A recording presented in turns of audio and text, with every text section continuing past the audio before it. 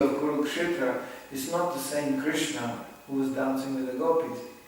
Prabhupada says complete nonsense. It's the same person. It's the same Supreme Personality of Godhead.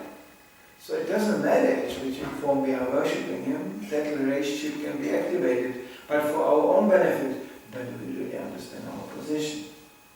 Understanding how alone we are in this material world and how we are subjugated to follow this mechanism, equipped with these senses, equipped with this mind. What can these things do to us? If you study in detail, how much trouble you can get out of this. It's like having a car. You are sitting in a car which is equipped with all kinds of sensors, rockets, and everything. It's a very sophisticated machine. And the question is, how do you use it? Some people are so scared to use it, they negate it. They say, no, I have nothing to do with this car. I'm not this body, and therefore I am nothing. It's not our philosophy. Yes, I'm not this body, and therefore I should use the body. That's much more complicated and much more challenging. Like, you can say, like in Denmark they have a law, you cannot have a knife. No knife. You have a knife, you are dangerous. Who said so? Then there should be no chirurgy in Denmark. Don't use the knife. He's cutting him. While he's operating. Just because some rascal used the knife to attack somebody, the whole issue of knife is very controversial. Don't. So that's not our philosophy. No, knife is useful. It depends how you use it. That requires the brain, requires training. We don't negate anything. Prabhupada said, practically everything can be used for Krishna. Even a butcher can be used for Krishna, of course not by butchering really, but by giving donation, surrendering the money he's making by butchering to Krishna. Then sooner or later he will stop. I remember doing Sankirtan in Germany, distributing books. Our best customers were butchers. I don't know why. We were always speculating what Lord Chaitanya is going on with butchers. Because when we were going, shop to shop, there was a time we couldn't go even on the street because police was chasing us around. So we disappeared in houses and shops in small cities. And in Germany, every second shop is a butcher shop. And they are fancy. They are like some discount Danish thingy sign, butcher. No. They are marble. It's like temples. They are made from marble very often because, for hygienic reasons or whatever. So they are like, you enter the butcher shop, it's like marble everywhere and, But of course, and there are these dead bodies hanging around, it's like a ghastly combination. And, somewhere, we end up just selling all these Chaitanya Charitamritas for butchers. That's how we got rid of many Chaitanya Charitamritas. Okay, somewhere they were like, oh yeah, okay, they're rich, So they were like, okay, how much do you want? And then came the problem, he gives you, he takes the book with the still blood on his fingers. So he goes, I'm not taking that book back again, Now he has to take it. Unfortunately, most of the time they did. And they were like, okay, I gave a donation, yes. Only one I met an angry butcher, but that was very clear. He was angry not with me, with something else. He was just very angry. So I just opened the door, I was going, hello! And he had this thing, you hack meat, And he just threw it on me straight, just without a warning. So I just, I closed the door again and then, boom, the thing got stuck in the door as he threw it after me. But actually that's just because he was angry, he was out of control. Otherwise, they give us even donation. Yes, donation and the extra dakshin, a whole garland with sausages. That's what you get additionally. We were like, oh no, now he pulls again the sausages out. It happens repeatedly. So, and what do you do? I mean, if you really refuse, then he will be insulted. So, so I end up always exiting the butcher shop, a garland of sausages. What do you do with such a thing? Fortunately, there was always some dog around. Some of Hare Krishna supplied always some dog. And dog, they like gallons of sausages, very much. They've got another problem. Their dog was thinking, when I go in the next butcher shop, I will again bring a gallon with sausages. So he didn't left me. So I ended up walking, from one butcher shop to another with 1, 2, or even 3 dogs behind me. It was a whole thing. I always was in a butcher shop and the butcher asked, "Hey, that dog belongs to you?" Because there was people sitting outside waiting, until I come out again. That's the intricacies of Sankirtan. You get stuck with these situations. But somehow or other, Kali Yuga is such a thing. Everybody is a butcher, more or less. Because people are committing with such an ease to most sinful activities. With such an ease, they are subjugated to this machinery of senses and the false ego, really at ease. So we are using it in Krishna consciousness. Fortunately, this is a very, very sensual movement. There is lots of to smell, eat, see, and even touch. Maharaj Ambarish was exemplified, example of how to engage your whole body. It's described in Gita. How he touched the body of other devotees, how he smelled the incense, how he tasted the prasadam, how he used his voice to glorify Krishna, And all these things can be easily maintained and easily used for Krishna. And in this way, one actually turns the whole thing around. Prabhupada said, we are still keeping the snake. The senses are like snakes. But the poison teeth are broken out. A snake without poison teeth, it's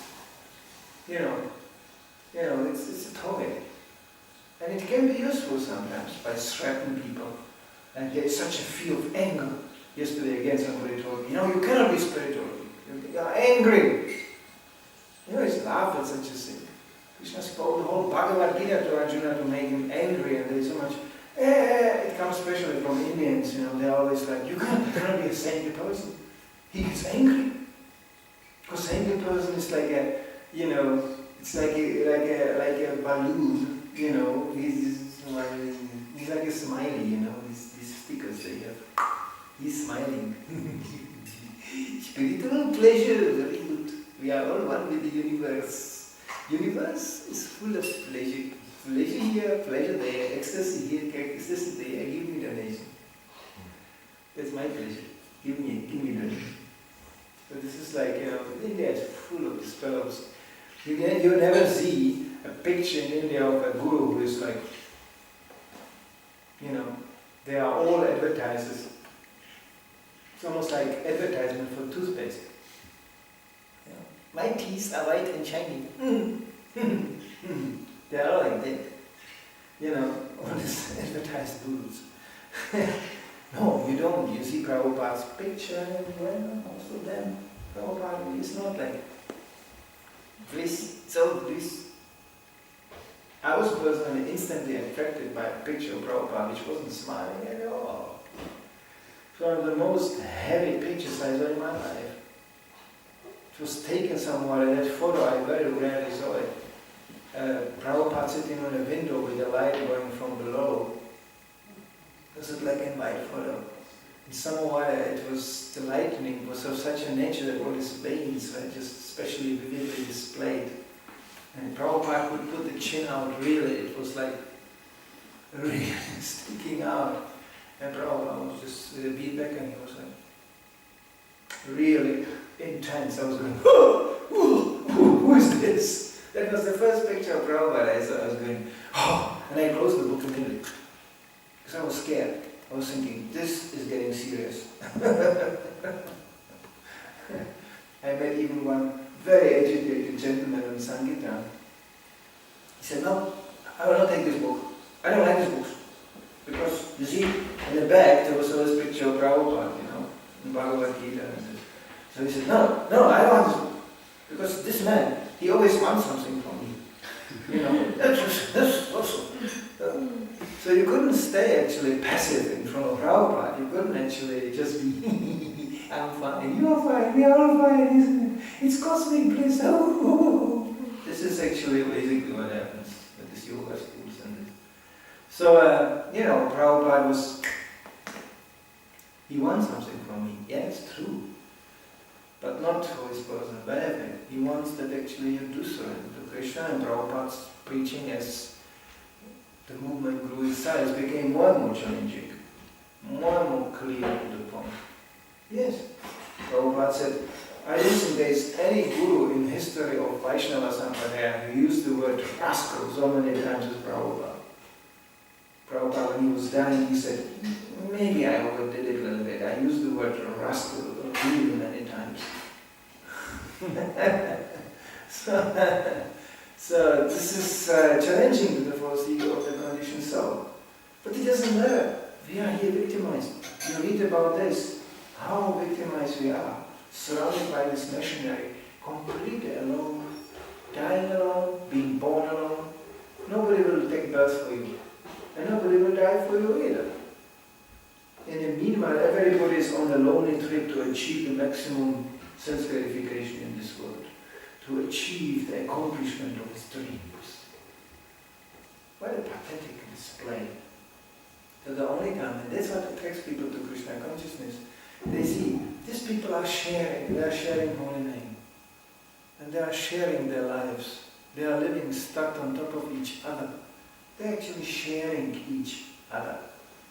And they're sharing Krishna consciousness. And you go, that's interesting.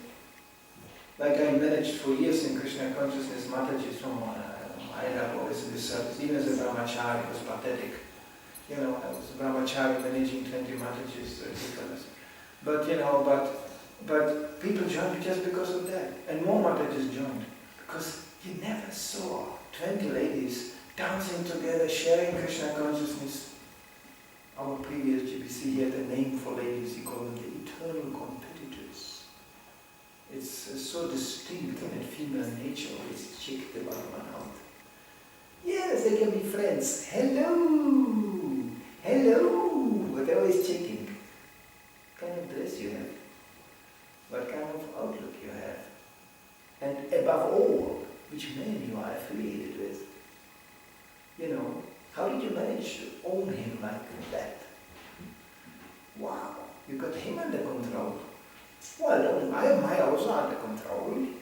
You know, they love it to come together and going, you know, what an idiot you have at home. Yeah, I have a big idiot. You know, when I park him so solidly, he doesn't even move. Yeah, and they have this, you know, they have this, it's a bliss. It's just me and mine. This is mine. Don't touch it. They always in guard, you know, always checking like that. But then suddenly this nature disappears in Krishna consciousness, or it's very minimal. And they dance together, serving each other, you know, and sharing Krishna consciousness. People get shocked. Where do you see nuns? I see nuns coming only by 2, maximum 2. I never saw a group of nuns dancing. You know, you never see that. You know. Yeah.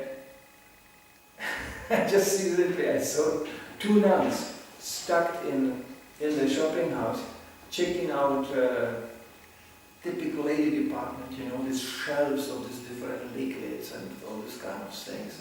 And they were completely lost in that thing. 2 nuns, completely lost the senses. They were just,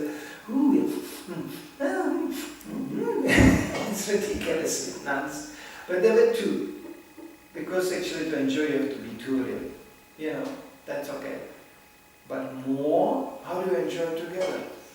Difficult, very difficult in a material world. But here in Krishna consciousness, when they see it, people get attracted. They go, hey, nuns are dancing together. And the monks too. And they are sharing things together. You know, this is interesting. How do you do that? So this is real preaching.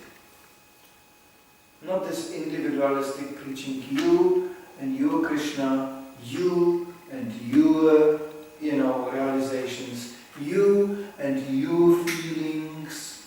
Yeah, of course, this is also there. But being a real servant of the mission of Srila Prabhupada eliminates this kind of, call it selfish, you know, introverted mentality. Any questions about it?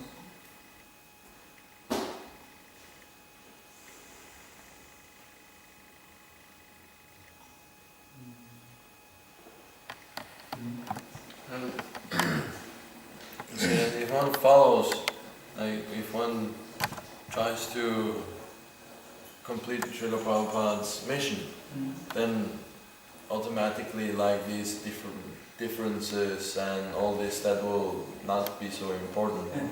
But what I've experienced is that the more I try to say, okay, this is Srila Prabhupada's mission, he says this is our only purpose, and then I go, okay, then that's the only purpose, I should focus on that. But that makes me separate from others, it's my experience. Yes, sometimes it does. Especially for those who don't understand that mission. Or don't even agree on it. That separated Prabhupada from his God brothers. That separated Prabhupada from the rest of the world. Maybe you noticed there was no two Prabhupads. And there is no two ISKCON. Only one. Naturally, the more close come close to the truth, it's going to be sometimes a bit lonely walk. But there will be always somebody. There's a little group of people, they like the truth. And they go for it, by any means. It's actually a real drama. And they are ready to give up others. They are ready to be, there's a statement in the Bible supporting this. That Jesus never deviated from his truth. The result was they crucified him. Finished. If you really stick to the truth, don't expect too many to come along. But we have to also introspectively see our position.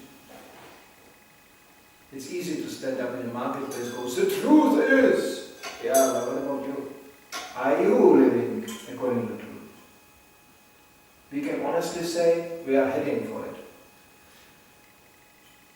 But our lives are so full of hypocrisy and still all kinds of cheating, you could say concepts, that really are not that loud. But still, we have to aim for the truth. That's the problem when you get knowledge. You go, this is the knowledge. Yeah, what about you? Well, I'm standing here and I'm going, this is the knowledge. This is truth. Yeah, that's nice. It's good. What about you? Follow the truth. That's good. How? Tell me. Again, that for spiritual master is absolutely essential. Because he will tell you what the truth is, he will tell you what your position is, and he will tell you how to approach the truth and get to that. If he cannot do it, there's no need of spiritual master. You don't need any. That's the essential function of a spiritual master, to put the disciple there where he belongs. Prabhupada didn't hesitate when devotees started to ask certain questions, which were not even bad. Prabhupada refused to answer. He said, this is not for you. That, the quote is, that you don't require. That's the quote. So if you place a right question, but in a wrong way, it means you were the wrong person to ask that, you got this one served out. You don't require that. It's not for you. So it is it requires the intelligence to ask the right questions. But still, if you don't forget, this is the truth here, and this is the lie. So, Prabhupada gave us a very high standard of the truth. He said, you eat meat, forget speaking about God. Just forget it. You will never see him, never meet him. That's it. And you don't follow this lifestyle, you don't do this. There's two kinds of things, being weak and being deliberate. Deliberate, arrogance towards the Shastric instruction. Prabhupada was furious, was very heavy, uncompromising. But weakness, it's the material world. describes weakness in connection with somebody being addicted to smoking.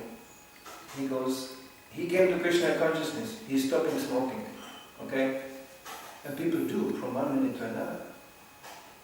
So he is not smoking, but the habit is so deep. 20 years later, he comes in an association of people, they're all smoking, you know.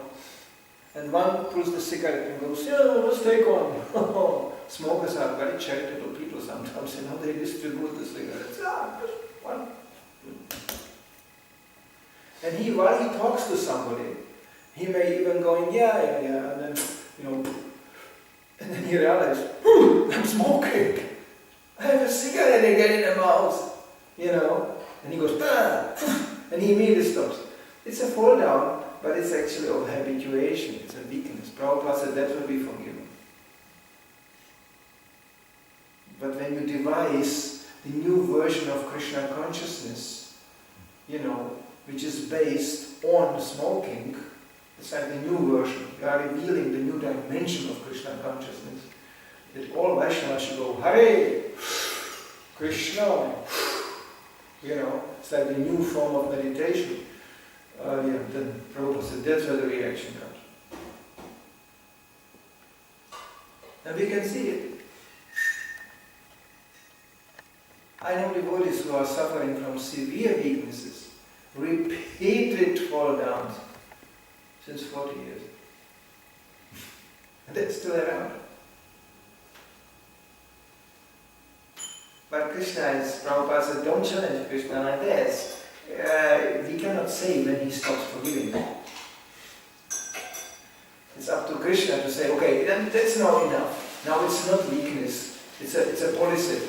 It's a tactique. You know, we develop tactique. As one French cartoon maker painted a caricature, he was very nice, gifted. So he painted this huge French cathedral, you know, and there is a small man sitting in a bench confessing to God with a really sheepy smile, and he goes, I did it again. But this attitude, forget it, you just will be alone sitting in some big empty room called church. God is not listening. He did it again. On Sunday, I said, I did it again. And on Monday, let's start again. So that game cannot be played for long. Prabhupada was very firm on that. But struggle, sincere struggle, because the habituation we are carrying with us, it's not from this lifetime. It's thousands of lifetimes. Let's eat it. Let's have sex like that. That we practice in all forms. It's just an animal form is so convenient because you don't get any karma. You're just carrying out with your karma. Carrying on. The human form is dangerous. That's why we have the choice to change something. The animal, yeah, they are out there flying, you know. Yeah. Today I'm the big bird. I'm singing here on the roof.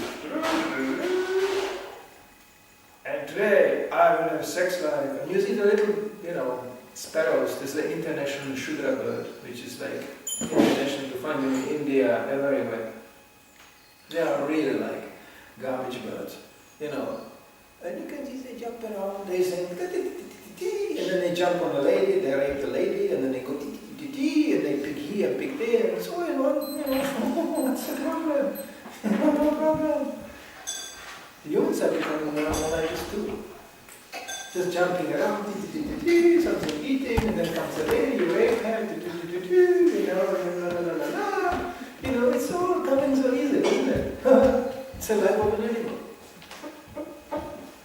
Just the problem with the human is that there's some conscience. Birds don't have conscience.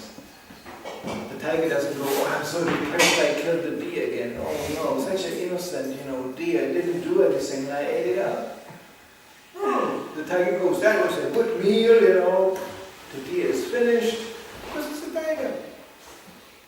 But the problem with humans, they have conscience. So the conscience, to kill the conscience, you have to intoxicate yourself all the time to forget it. That bad feeling coming up. Oh no, I did it again.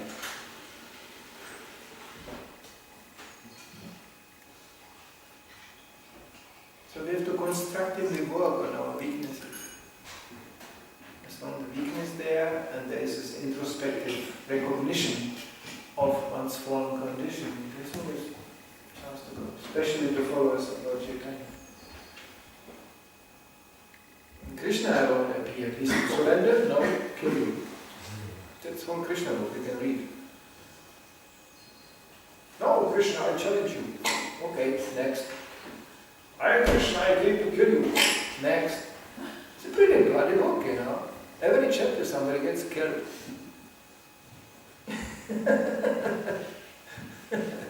But Krishna does it so nicely. He said, oh, that's so nice, he got killed again. So Krishna is so artistic, he's killing. Right? Sometimes he puts somebody's hand into his mouth, sometimes he rips his beak, sometimes he takes him in the legs, swings him around and throws him in trees and decorate the trees with their body. And sometimes he makes a really grand theatre of destruction. It's called the Kurukshetra, with all the pomp and wonderful chariots and beautiful artillery and display of weapons and oh, it's a really theatrical display, and at the end everybody is killed.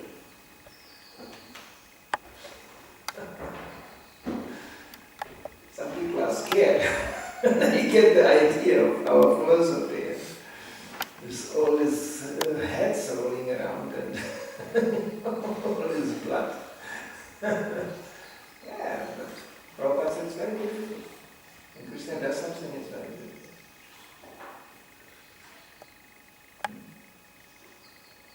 Krishna is not so hysterically concerned about the well-being of his body. It's just a box with some juice in it. But very, as we read, a very intricate box.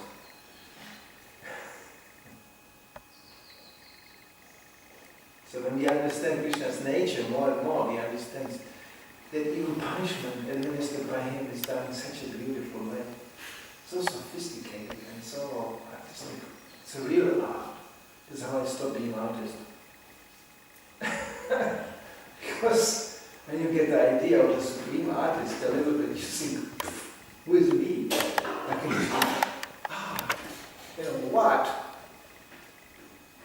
In aesthetic feeling and perception of art, you can never come close to Krishna's perception. He's the origin of all art.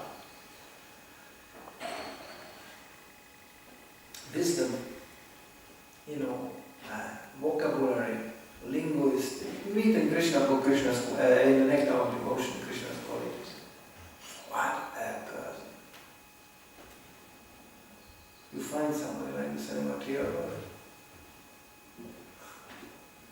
Prabhupada didn't start to preach Krishna as God. He said, just study this person, this supreme person. He didn't even say the supreme at the beginning. He just study this person. Very interesting.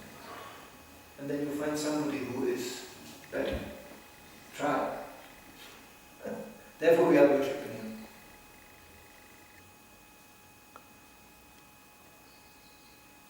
Some people, the Prabhupada said in my lecture, some people complain about Krishna's sex life. Who is you to complain? You mediocre something. You cannot come into that standard here. Okay, how much? You know, you mediocre, proud, sex life. How much? Any monkey can have more. You are so puffed up, you know. Sex life, big time. Not big time. That was one thing, and another thing Prabhupada said, Krishna is the Supreme Father, and you are his son. It's not a business of a son to comment on the sex life of the father. It's very personal understanding. Big time. How many queens? How many wives? 16,108. Huh?